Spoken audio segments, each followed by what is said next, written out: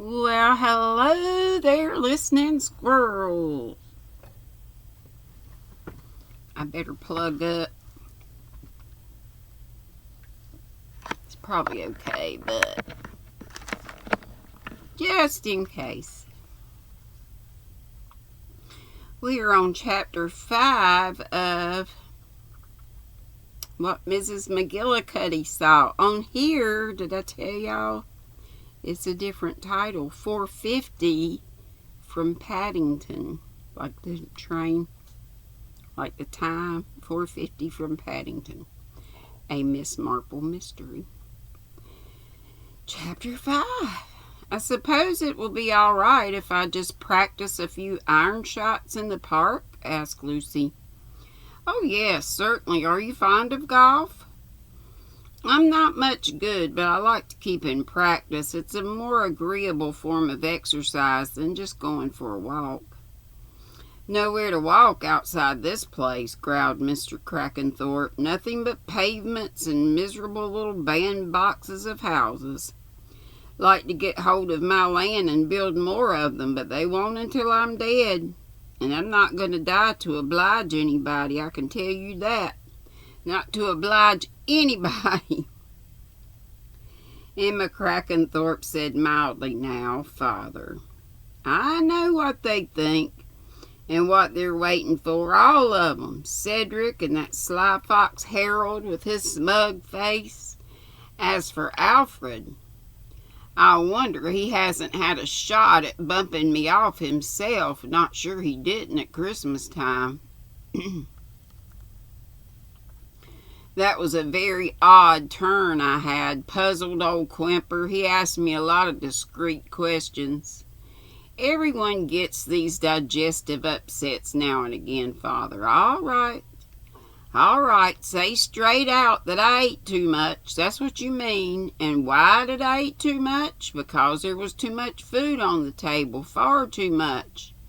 Wasteful and extravagant. And that reminds me, you, young woman, 5 potatoes you sent in for lunch. Good-sized ones, too.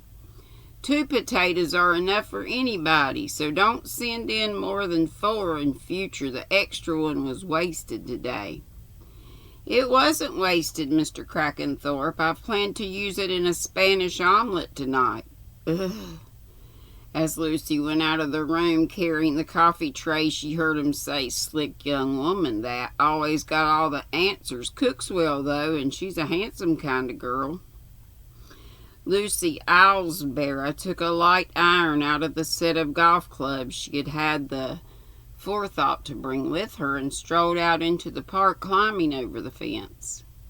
She began playing a series of shots. After 5 minutes or so, a ball, apparently sliced, pitched on the side of the railway embankment. Lucy went up and began to hunt about for it. What you bet she's gonna find? Something. Like a body.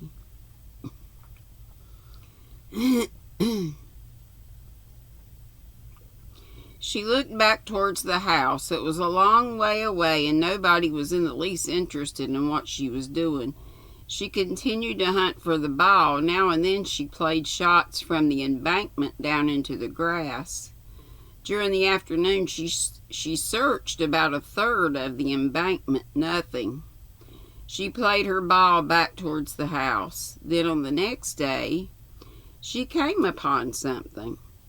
A thorn bush growing about halfway up the bank had been snapped off. Bits of it lay scattered about.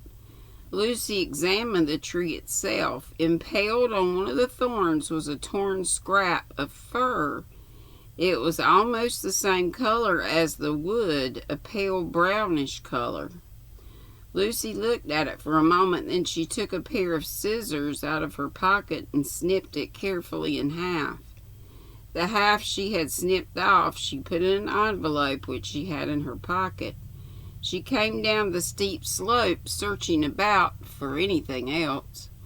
She looked carefully at the rough grass of the field. She thought she could distinguish a kind of track, which someone had made walking through the long grass, but it was very faint, not nearly so clear as her own tracks were.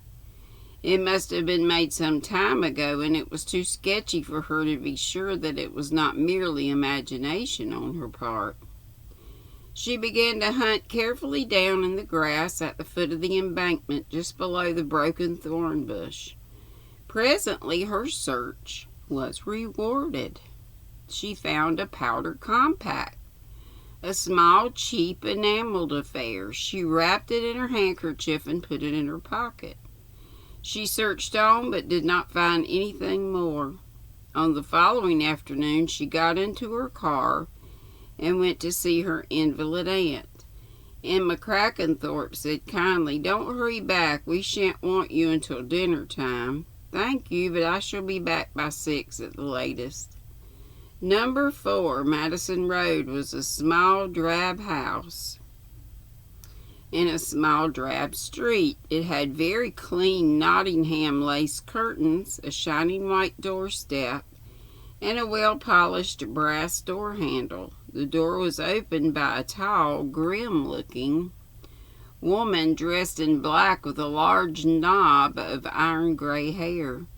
She eyed Lucy in suspicious appraisal as she showed her in to Miss Marple. Miss Marple was occupying the back sitting room, which looked out onto a small, tidy square of garden. It was aggressively clean with a lot of mats and doilies.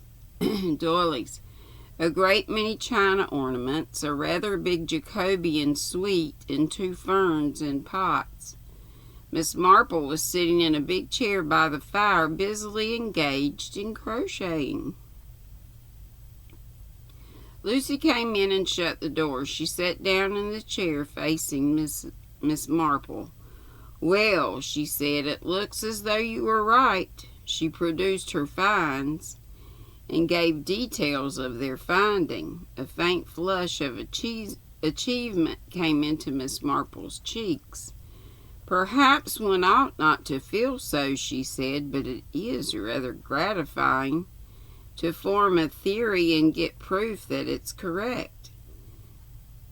Excuse me. She fingered the small tuft of fur. "Elspeth," said the woman.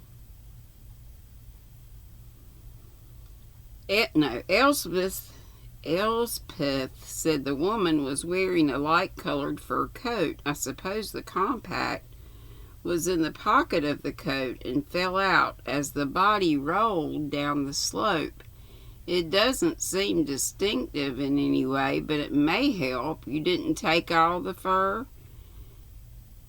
"No, I left half of it on the thorn bush." Miss Marple nodded approval. "Quite right. You are very intelligent, my dear. The police will want to check exactly." "You are going to the police with these things?" "Well, not quite yet." Miss Marple considered. "It would be better, I think, to find the body first, don't you?" "Yes, but isn't that rather a tall order? I mean, granting that your estimate is correct, the murderer pushed the body out of the train, then presumably got out himself at Brackhampton, and at some time, probably that same night, came along and removed the body. But what happened after that? He may have taken it anywhere."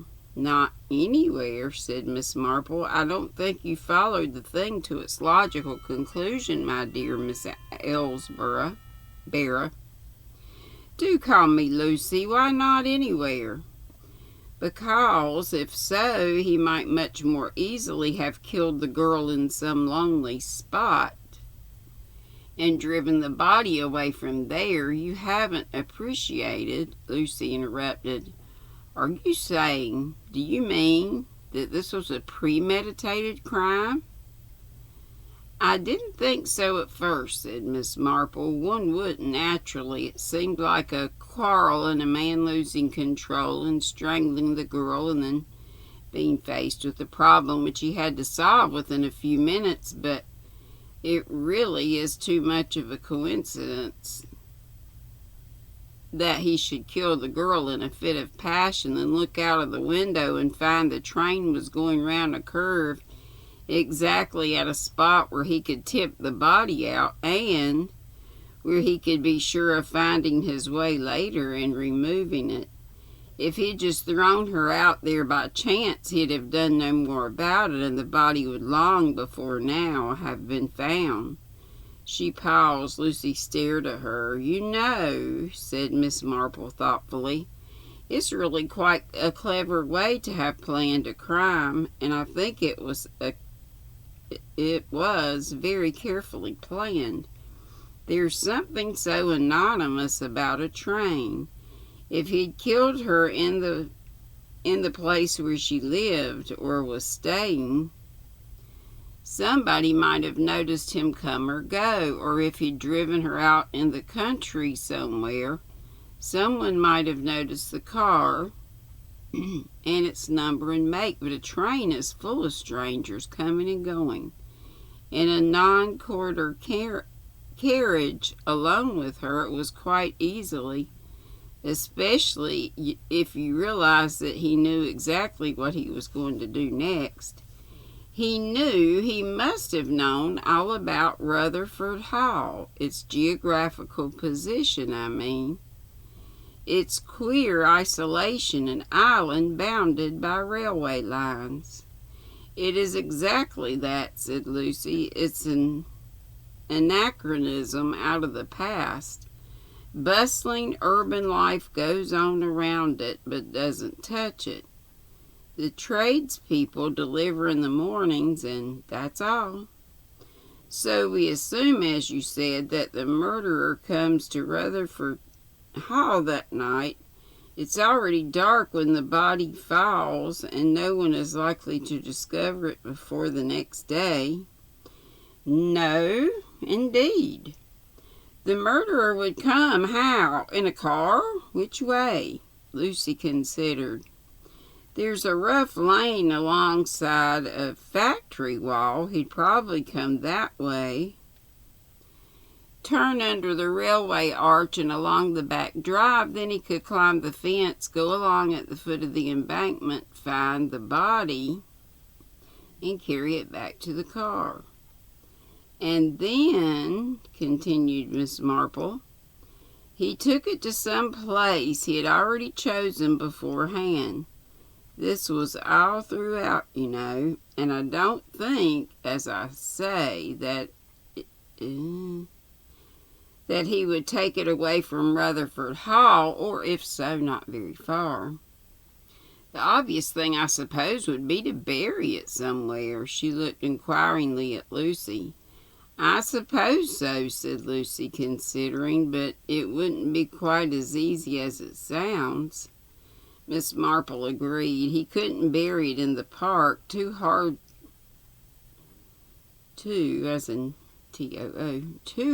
work and very noticeable. Somewhere where the earth was turned already. The kitchen garden, perhaps, but that's very close to the gardener's cottage.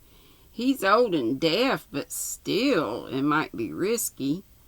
Is there a dog? No.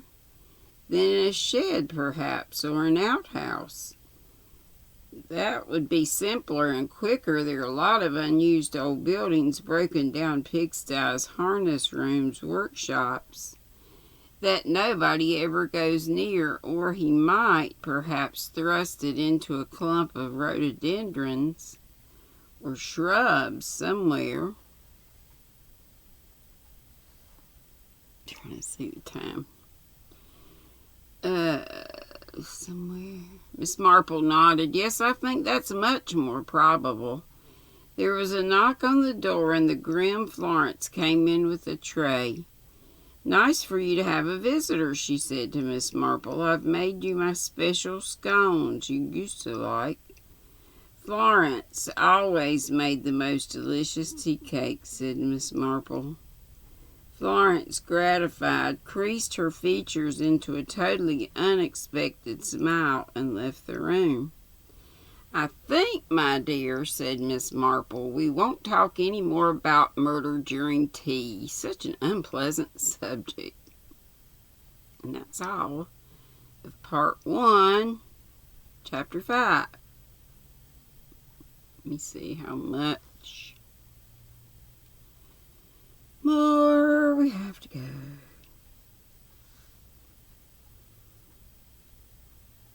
God, y'all know I'm sleepy already.